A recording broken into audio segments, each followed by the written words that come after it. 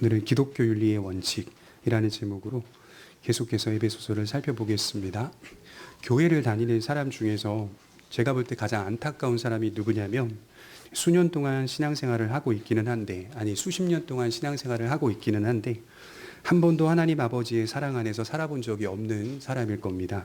하나님이 자신을 사랑하신다는 이 복음의 위로 없이 살아가는 신자가 제가 볼 때는 가장 안타까운 신자 같아요. 그는 언제나 하나님의 은혜를 듣고 교회에서 진리의 가르침을 받습니다. 그러나 그에게 하나님은 어떤 분이시냐? 항상 거리감이 있고 멀리 계신 분 같습니다. 아버지와 자녀 간의 관계도 보면 자녀가 아버지를 향하여 친밀한 감정을 나타내 보이곤 합니다. 다른 사람들이 볼 때에는 저 자녀 버릇없어 보이지만 아버지와 자녀 간의 관계는 버릇없음을 초월한 사랑입니다.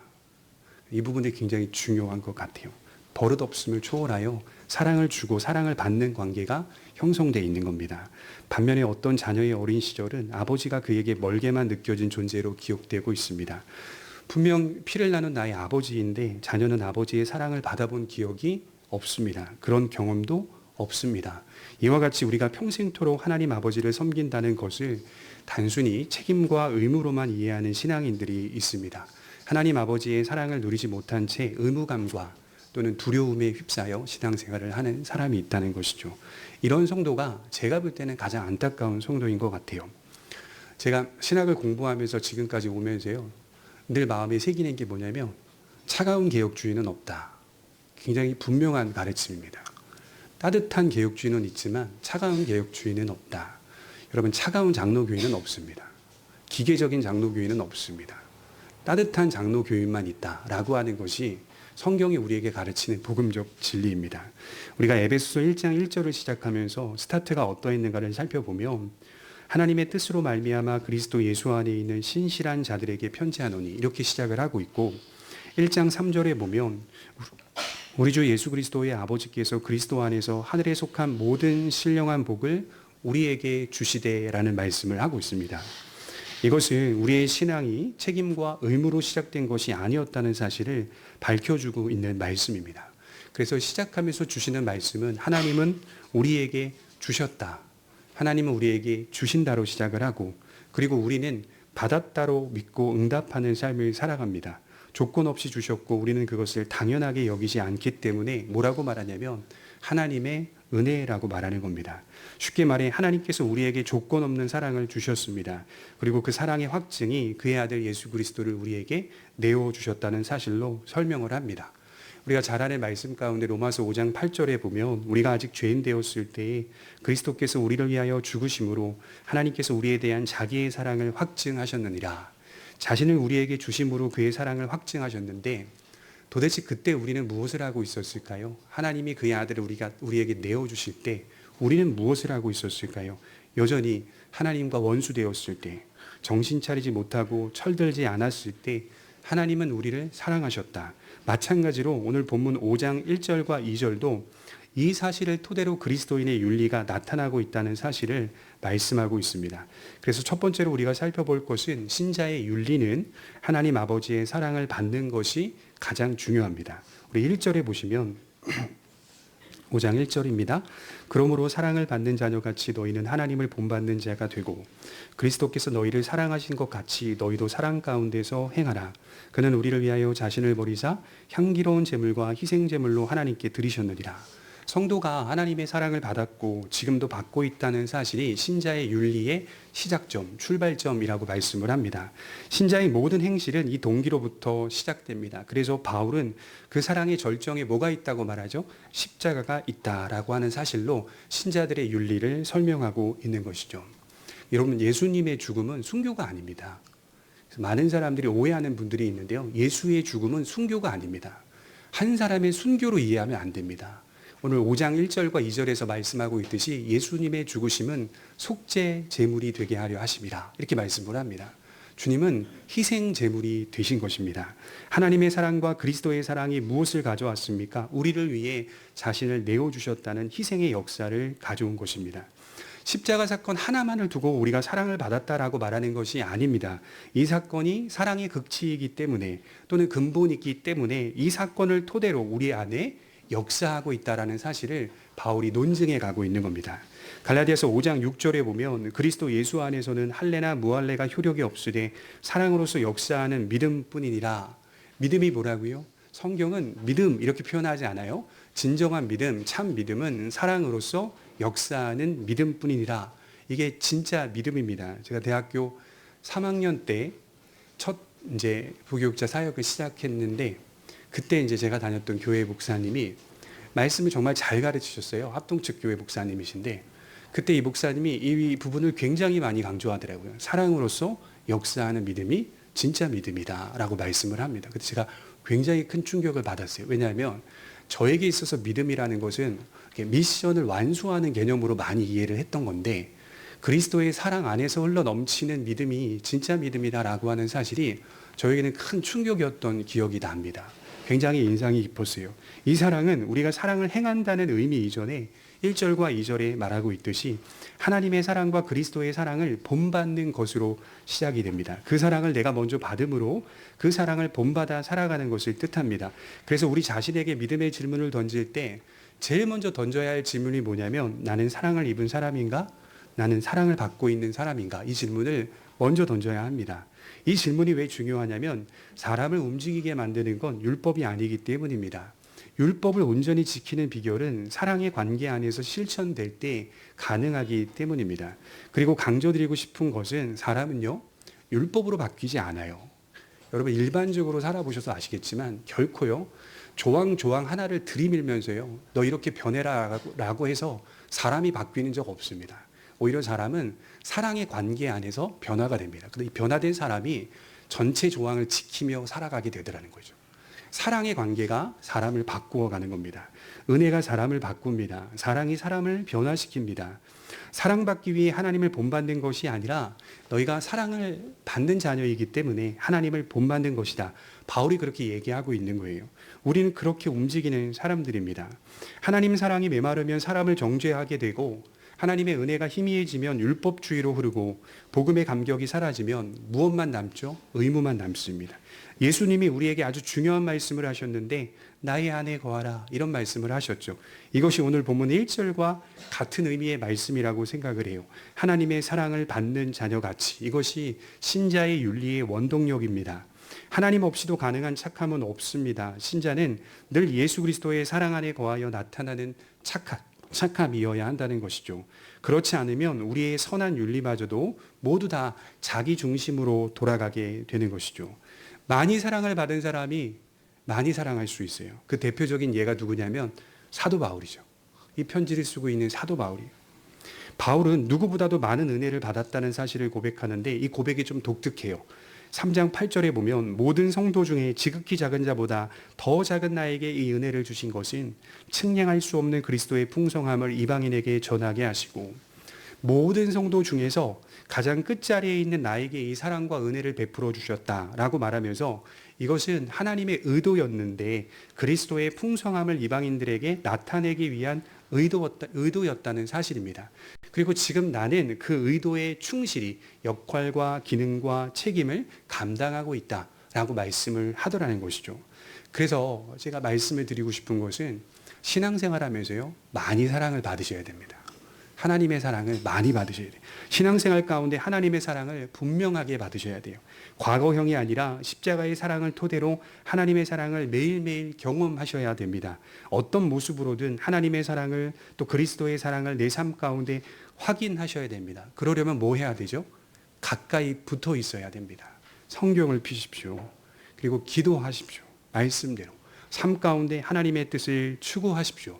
그리고 우리가 죄를 지을 때마다 넘어질 때마다 그리스도의 용서를 경험하셔야 됩니다.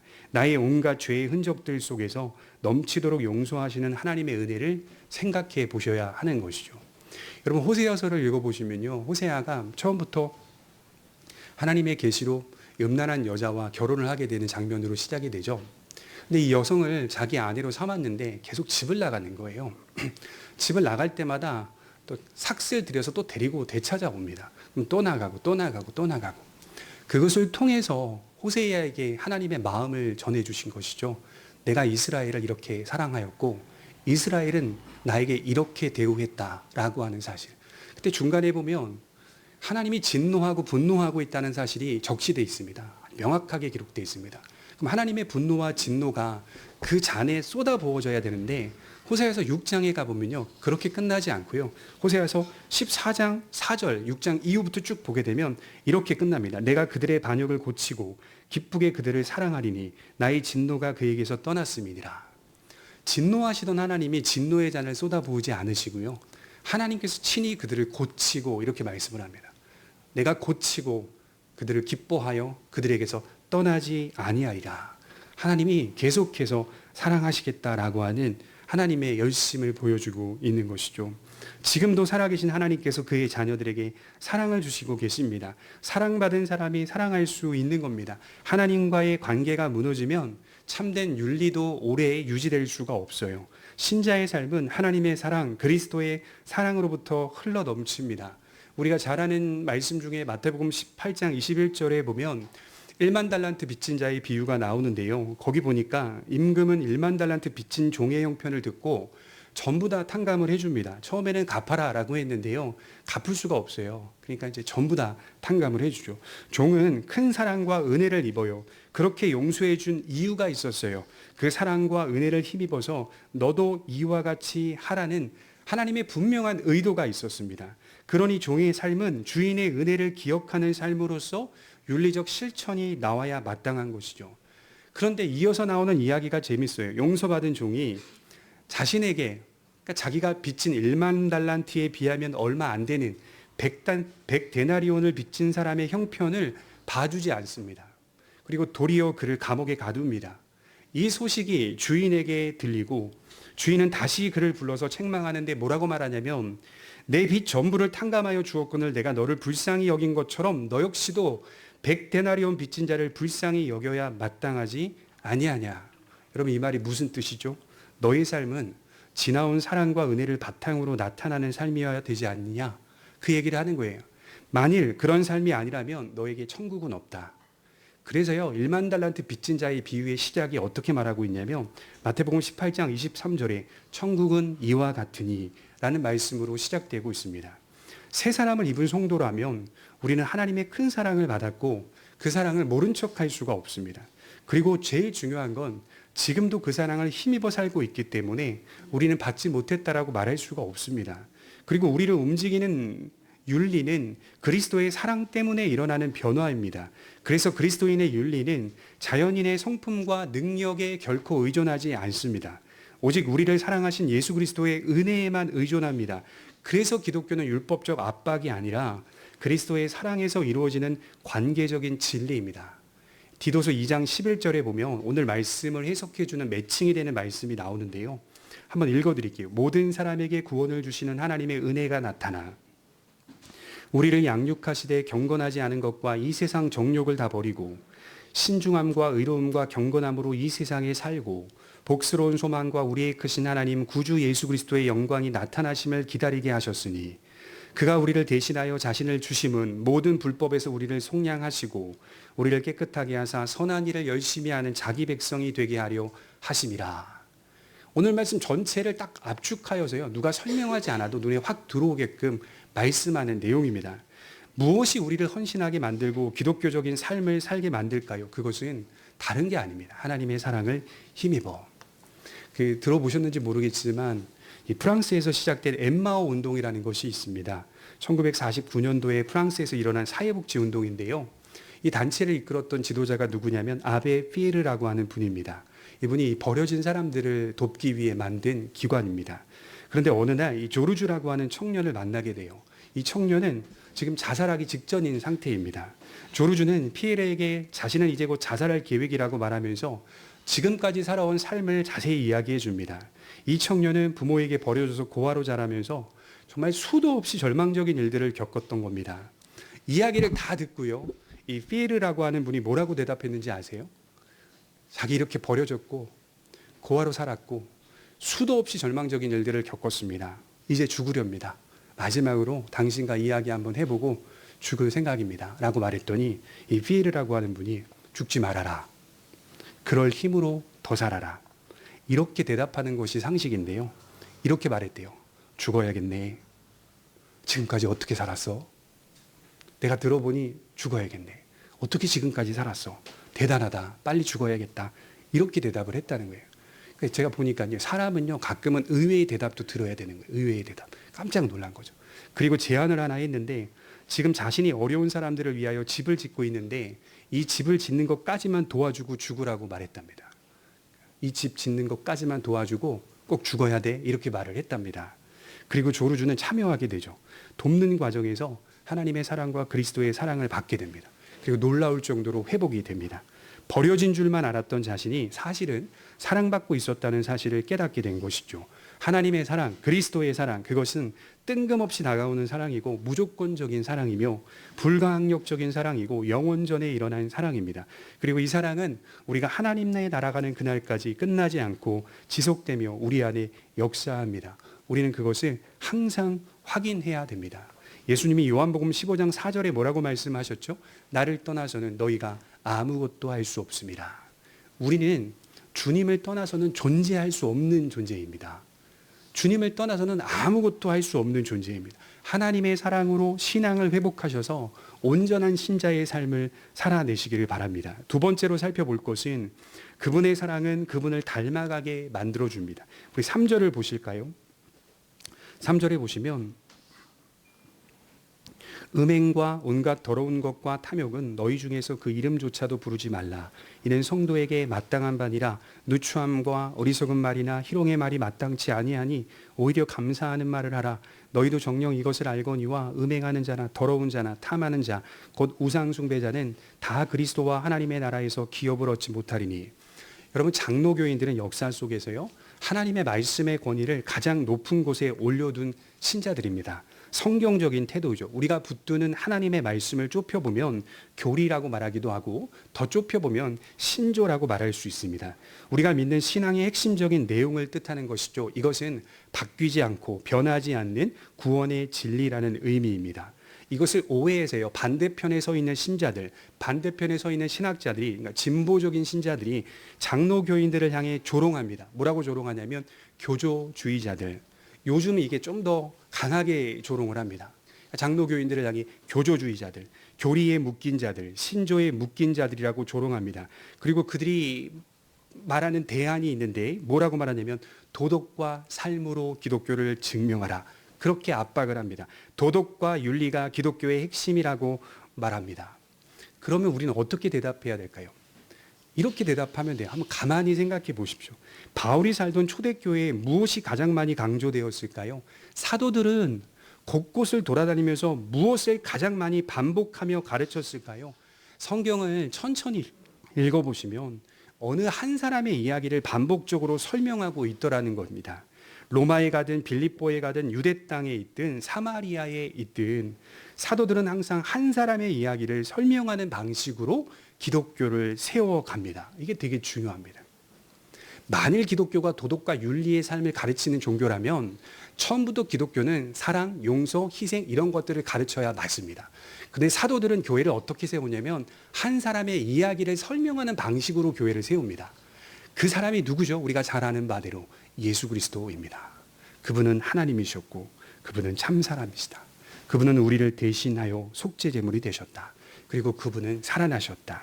그분은 다시 오신다. 그리고 그분은 너희를 위하여 자신을 내어주셨다. 한 사람의 이야기를 설명하는데 사람의 마음이 변하기 시작해요. 예수님에 대한 신앙의 고백이 교리라고 하죠. 그리스도에 대한 신조가 전혀 다른 삶을 살아가게 만들어주고 있다는 것입니다. 가치관, 문화관, 세계관이 완전히 달라지면서 그들의 삶이 믿음을 증명하고 있더라는 겁니다. 우리를 비판하는 사람들에게 여러분들이 뭐라고 대답할 수 있냐면 기독교 진리는, 기독교 교리는 처음부터 삶이었다. 이렇게 말하셔야 돼요. 기독교는 처음부터 삶이었습니다. 그러나 도덕으로 접근하지 않아요. 한 사람의 이야기로 접근합니다.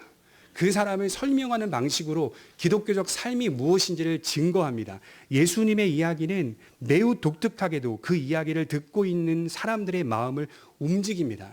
여러분의 인생 속에 가장 잘한 일이 무엇입니까? 라고 누군가 묻는다면 우린 다 공통적으로 대답하게 되어 있습니다. 예수 그리스도를 믿는 일이 내 인생에 가장 잘한 일입니다. 그분을 나의 구원자로 또 그분을 나의 주재권, 구주로 믿으며 살아가는 이 일이 내 인생에서는 가장 잘한 일입니다 라고 고백할 수 있어야 성경적인 신자가 되는 겁니다. 그것이 우리의 마음을 움직인 겁니다. 다른 게 우리 마음을 움직인 게 아니에요. 저도 한 주 내내 생각을 해봤어요. 결국은요, 기독교는 기독론입니다. 기독론. 결국은 예수 그리스도께서 처음부터 우리 인생 끝까지를 어떻게 부둥켜 안고 사랑하시고 끌고 가고 계시는지를, 그의 중보자의 풍성함, 능력과 효과가 어떤 면으로 우리에게 계속적으로 작용하고 있는지를, 그래서 우리 안에 뭐가 필요하냐면 오늘도 주님이 필요하십니다. 예전에 2000년 전에 십자가 사건이 끝났으니 끝난 게 아니라 오늘도 저희는 주님이 필요합니다라는 고백이 나올 수밖에 없어요. 굉장히 신비하면서도요, 하나님의 지혜와 능력이라는 사실이 맞아요. 그거 외에는 우리가 희망이 없습니다. 철로 역정에서 말하고 있듯이 희망이 없어요. 절망적인 사람일 수밖에 없습니다. 그의 중보자 되심을 고백하면서 우리의 마음이 움직이고 우리의 삶이 변화가 되더라는 거예요. 그래서 기독교는 삶이 먼저 앞서지 않습니다. 주님의 이야기가 앞섭니다. 그 이야기를 듣는데 살고 싶어지는 거예요.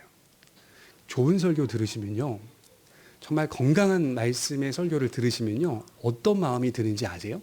살고 싶어집니다. 말씀을 들으면서 동의하는 차원에서 끝나지 않아요. 그렇게 한번 살아보고 싶은 마음이 내 안에 듭니다. 첫 번째로는 삶이 먼저가 아니라 하나님을 사랑하고 싶다. 그런 하나님을 사랑하고 싶다. 그리고 하나님의 뜻대로 살아보고 싶다. 어제는 내가 실패했는데 오늘 다시 일어나서 한번 살아보고 싶다. 치는데요, 위로가 됩니다. 까는데요, 격려가 됩니다. 다시 일어날 힘을 얻고 돌아갑니다. 바울이 뭐라고 말하는지 아세요? 그리스도께서 너희를 사랑하신 것 같이 너희도 사랑 가운데서 행하라. 그리스도께서 너희를 용서하심과 같이 너희도 서로 친절하게 하며 불쌍히 여기라. 하나님의 사랑을 받는 자녀같이 너희는 하나님을 본받는 자가 되라. 이렇게 윤리를 시작하고 있습니다.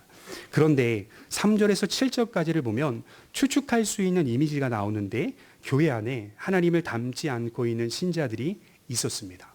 회심하지 않은 이방인들과 거의 똑같은 삶을 살아가고 있는 신자들이 존재했습니다. 그들에게 나타나는 삶의 열매는 당시 에베소에 유행했던 부조리, 성적 타락, 문화의 타락과 별반 다르지 않습니다. 그래서 12절에 보면 그들이 은밀하게 행하는 것들은 말하기도 부끄러운 것이라 이렇게 말해요. 누가요? 교회 안에 있는 신자들. 그들이 은밀하게 행하는 것들은 말하기도 부끄러운 것이라 자신이 살아온 옛사람의 모습을 교회 안에서 서슴없이 드러내고 있습니다. 보니까 크게 두 가지가 보여요. 여러 죄악들이 있습니다만 음행과 탐욕입니다. 에베소는요, 음행과 탐욕으로 물든 도시입니다. 성경에서나 음행이라는 표현을 사용하지 당시 고대 사회에서는 음행이라는 단어를 헬라어로 사용하지 않았어요. 왜냐하면 이거 당연한 거였어요. 음행하는 일은 문화였습니다. 그것은 당연한 일이에요. 남성과 여성의 욕구를 채우는 음행은 당연한 일이었어요. 심지어 어떤 일이 있었습니까? 신전 창기들이 있었던 것을 보아 에베소에 나중에 방문해 보시면 두 신전을 보게 되는데 아르테미스 신전과 디아나 신전이 지금도 남아 있습니다. 거기 들어가기 전에 신전 창기들이 있습니다. 그럼 신전 창기들이 왜 있다는 거예요? 성적 타락을 통하여서 신전에 가서 제사를 드리는 행위가, 그 풍습이, 관습이 그 안에 가득 차 있었던 것을 볼 수 있습니다. 음행이 종교적인 일에 사용되기 때문에 그것을 죄라고 여기지 않았던 거예요. 그런데 바울은 지금 뭐라고 말하냐면 불법이다 이렇게 얘기하고 있어요. 어디서? 로마 감옥에서. 대단한 거예요. 이거는 진짜 레볼루션입니다. 당시에는 음행이라고 부르지도 않는 그 단어를, 그 상황과 형편을 바울은 그건 불법이다 이렇게, 자기가 감옥에 갇혀 있는데, 하나님께서 정해놓으신 성에 대한 규칙은 한 남자와 한 여자가 한 가정을 이루고 그 가정의 틀 속에서 이루어지는 사랑의 관계로 규정되어 있다는 말입니다. 변하지 않는 이 규칙은 사회를 건강하게 만들어줍니다. 만일 이 규칙이 깨지면 둘의 관계만 깨진 것이 아니라 온 사회가 깨지게 된다는 뜻입니다. 이 타락이 에베소라는 도시에 만연해 있었고, 안타깝게도 교회 공동체에도 여전히 버리지 못한 신자들이 있었던 겁니다. 그러니까요, 여러분 좀 이해할 수 있는 대목도 있어야 돼요. 옛사람의 성품과 옛사람의 모습들을 버리는 것이 대단히 어려운 일이라는 겁니다. 담배 피던 사람이 담배를 끊는 것, 이거 변화죠. 그런 정도의 일이 아니에요. 내가 예수 믿고 나서 술을 먹는 사람이었는데 술을 끊어서, 이건 아무것도 아닙니다. 그 정도 가지고 자랑하면 안 돼요. 옛사람의 성품이 교회 안에서 그리스도를 영접하였음에도 불구하고 그 문화적 습성과 관습과 행동과 방식들을 버리는 것이 굉장히 까다롭고 어렵다는 사실을 확인할 수가 있는 것이죠. 이어서 탐욕은 어떻습니까? 하나님보다 부를 더 사랑하고 신뢰하며 소유하려는 강한 열망을 가진 신자를 뜻합니다. 여러분, 우리가 오늘 분명히 했으면 좋겠어요. 우리가 하나님을 향하여 간구하는 것 중에서요, 부를 위하여 간구하는 것을 성경은 금지합니다. 부자가 되기 위해서 하나님께 기도하는 걸 성경이 금지한다고요. 분명히 하셔야 돼요. 하나님께 우리가 무엇이든지 기도할 수는 있지만 부자 되기 위하여 기도하는 기도 제목들을 금지한다니까요. 그래서 주기도문을 보면 오늘날 우리에게 일용할 양식을 주시옵고 한정되어 있는 간구를 구하라 이렇게 기도하고 있어요. 매일매일 하나님을 의지하며 살아갈 수 있는 간구를 구하라는 것이지, 우리의 생계와 삶의 필요들을 구하라고 하는 것이지, 너희가 부자 되기 위하여 하나님께 기도하라고 하는 것을 명백히 금지합니다. 그렇게 가는 것은 기독교적이지 않다는 거예요. 아무리 가르쳐도 탐욕이 하나님보다 위에 있습니다. 그래서 바울은 이런 신자들은 우상 숭배하는 자들이라고 비판하는 거예요. 그리고 이것이 그리스도와 하나님의 나라에서 기업을 얻지 못하게 한다는 말씀과 연결돼 있으니 제가 볼 때는 교회 안에 있지만 믿지 않는 사람이라고 평가를 하고 있는 겁니다. 그러니까 이 비판을 받는 사람들은 6절에 불순종의 아들들에게 임하나니 안 믿는 사람들을 의미하는 거예요. 어디에 있어요? 교회에 있어요. 근데 믿음이 없는 사람인 것 같아요. 여러분, 주기도문 6번째 간구가 뭡니까? 우리를 시험에 들게 하지 마옵시고 다만 악에서 구하시옵소서. 성도는 때때로 시험에 든다는 것을 전제하고 있어요. 예수님이 그걸 아신다고요. 우리가 악에 빠진다는 것도 주님이 우리를 아시기 때문에 이렇게 기도하라고 가르쳐 주신 거예요. 우리를 시험에 들게 하지 마옵시고 다만 악에서 구하시옵소서. 그러나 하나님께 간구하는 모습을 보셔야 됩니다. 신자가 넘어질 수 있고요, 실족할 수 있어요. 그러나 신자에겐 변치 않는 마음이 있는데 도와주십시오. 제가 지금 정신을 차리지 못하니까 도와주십시오. 이렇게 가는 것이 옳지 않다는 것을 회개하며 간구하는 마음이 있어야 됩니다.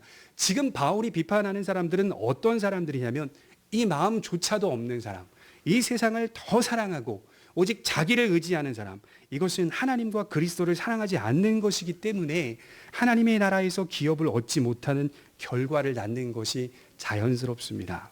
연약해서가 아닙니다. 빛과 어두움은 양립할 수 없습니다. 말씀드리고 싶은 것은 신자는 기독교 윤리에 대하여 느슨하게 접근할 수가 없습니다. 얼마나 철저하게 말하고 있는지를 보셔야 돼요. 3절에 그 이름조차도 부르지 말라. 얼마나 철저합니까? 우리가 어떤 수준의 윤리로 변해야 하는지를 말해주고 있어요. 그리고 7절을 보시면 굉장히 삭막한 말씀이 나오는데, 그러므로 그들과 함께하는 자가 되지 말라. 성도가요, 원수까지도 사랑하고 용서하고 함께해야 하지만 그것은 그들에게 동화된다는 말이 아닙니다. 그곳에서 구별이 있고 단절이 있습니다.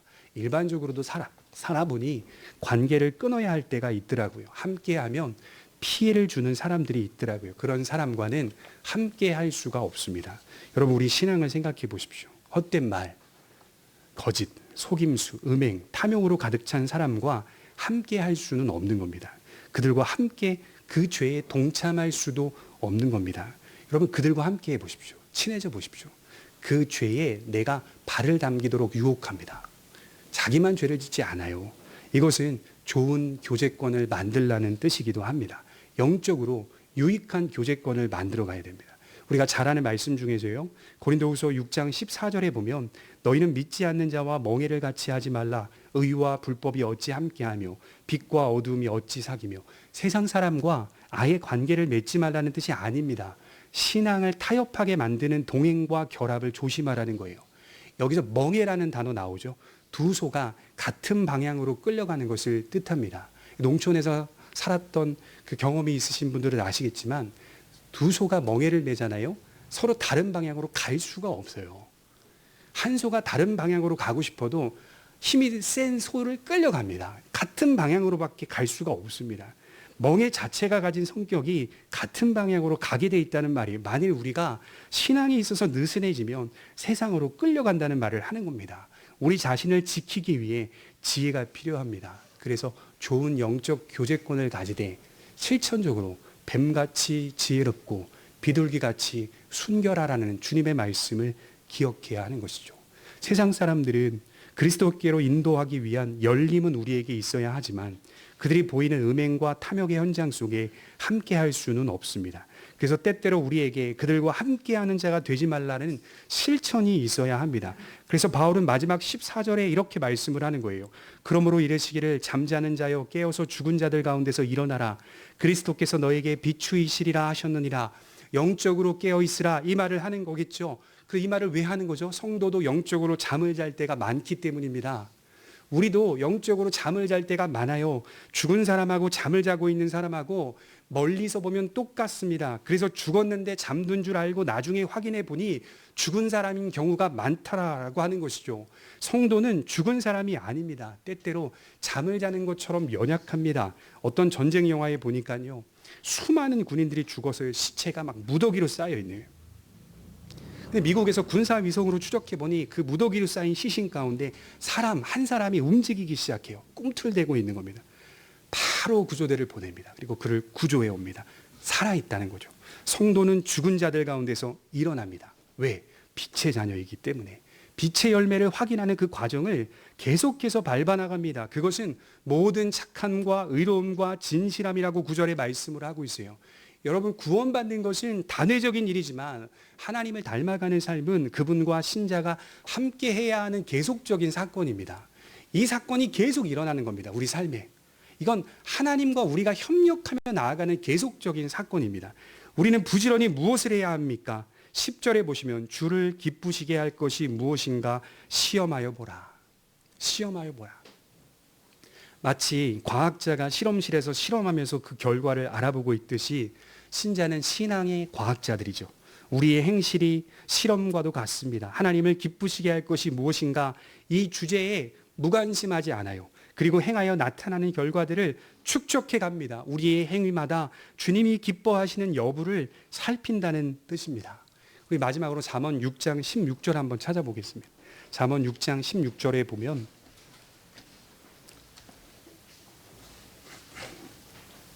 잠언 6장 16절입니다.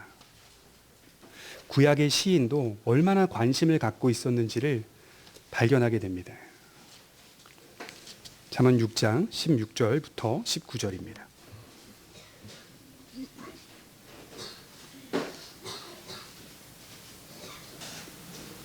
네 절 같이 읽겠습니다. 시작. 여호와께서 미워하시는 것 곧 그의 마음에 싫어하시는 것이 67가지이니 곧 교만한 눈과 거짓된 혀와 무지한 자의 피를 흘리는 손과 악한 계교를 꾀하는 마음과 빨리 악으로 달려가는 발과 거짓을 말하는 망령된 증인과 및 형제 사이를 이간하는 자이니라. 하나님의 사람은 정리하고 있습니다. 뭘? 개념을. 하나님이 기뻐하시는 것이 무엇인지를 스스로가 잘 정리하고 있습니다. 애매하거나 모호하게 자세를 취하지 않아요. 누가 우리를 쿡 찔러서 복음이 뭐냐라고 물어보면 대답조차도 못하는 성도님들이 수두룩합니다. 그러나 정말 하나님의 사람은 이야기할 수, 풍성하게 하지 못하더라도 이야기할 수 있어야 돼요. 소망에 관하여 묻는 자들에게 대답할 것을 항상 예비하되, 베드로가 우리에게 그렇게 말하는 거예요. 소망이 있으면 소망이 정리되어 있어야죠. 우리 안에.